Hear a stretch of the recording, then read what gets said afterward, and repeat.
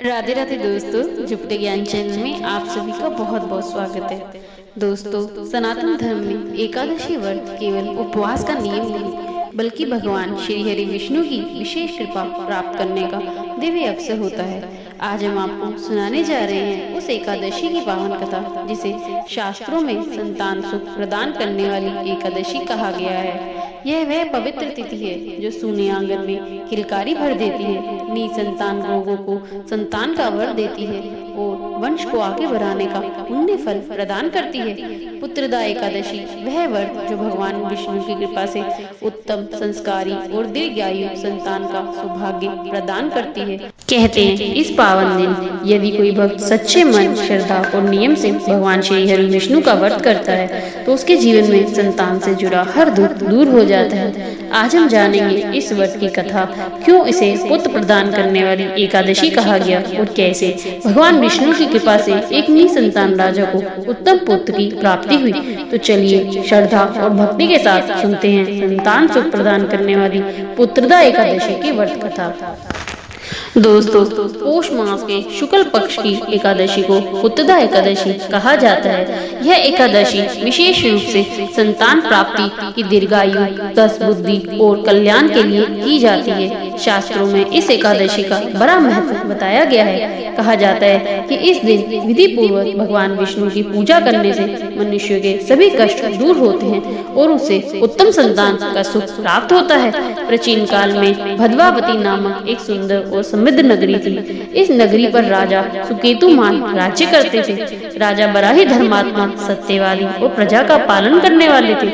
उनकी रानी का नाम शोभ्या था, जो अत्यंत प्रतिव्रता, साध्वी और धार्मिक स्वभाव की थी।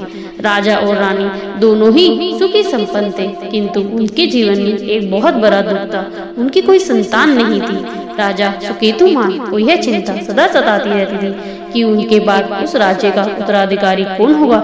वे सोचते थे कि संतान के बिना मनुष्य का जीवन अधूरा है और पितृऋण भी पूर्ण नहीं हो पाता।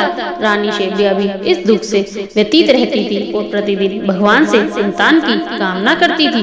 राजा और रानी ने अनेक यज्ञ, दान और पुण्य कर्म किए, लेकिन फिर भी उन्हें संतान का सुख प्राप्त नहीं हुआ।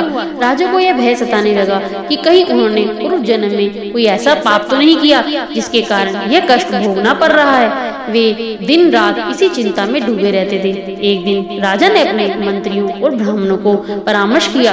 सबने उन्हें महर्षियों की शरण में जाने की सलाह दी। यह सुनकर राजा ने वन में जाकर महर्षियों से मार्गदर्शन लेने का निर्णय किया। राजा सुकेतुमान घोर वन में पहुँचे, जहाँ अनेक तपस्वी ऋषि तपस्या में लीन थे। वहाँ उनकी बेट महर्षि लोमश और अन्य महर्षियों के साथ हुई। राजा ने विनम्रता पूर्वक अपनी समस्या बताई और संतान प्राप्ति का उपाय पूछा। महर्षियों ने ध्यान लगाकर राजा के पूर्व जन्म के कर्मों को देखा और कहा, हे राजा, तुम पूर्व जन्म में एक नगर के राजा थे।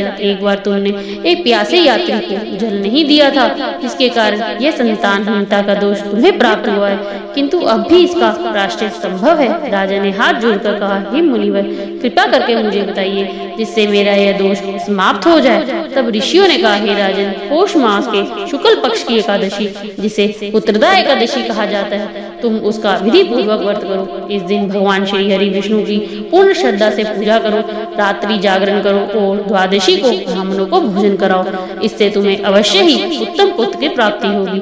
राजा सुकेतुमान ने ऋषियों को प्रणाम किया और उनके बताए अनुसार व्रत करने का निश्चय किया। राजा और रानी दोनों ने पौष शुक्ल एकादशी के दिन प्रातः स्नान करके व्रत का संकल्प लिया। उन्होंने दिन भर उपवास रखा, भगवान विष्णु का ध्यान किया। ओम नमो भगवते वासुदेवाय मंत्र का जाप किया और रात्रि में जागरण किया। भगवान विष्णु की पूजा में उन्होंने तुलसी पत्र, दीप, धूप, नैवेद्य अर्पित किया और पूरी श्रद्धा से स्तुति करी। रानी शोभ्या ने भी पूरी निष्ठा से व्रत किया और भगवान से संतान प्राप्ति की प्रार्थना करी। रात्रि के अंतिम पहर में भगवान विष्णु राजा के स्वप्न में प्रकट हुए और बोले, हे राजा, तुम्हारे व्रत और भक्ति से मैं अत्यंत प्रसन्न हूँ। तुम्हें शीघ्र ही एक धर्मात्मा, गुणवान और यशस्वी पुत्र की प्राप्ति होगी, जो तुम्हारे वंश को आगे बढ़ाएगा। स्वप्न से जाकर राजा और रानी अत्यंत आनंदित हुए। अगले दिन द्वादशी को उन्होंने ब्राह्मणों को भोजन कराया और दान दक्षिणा दी।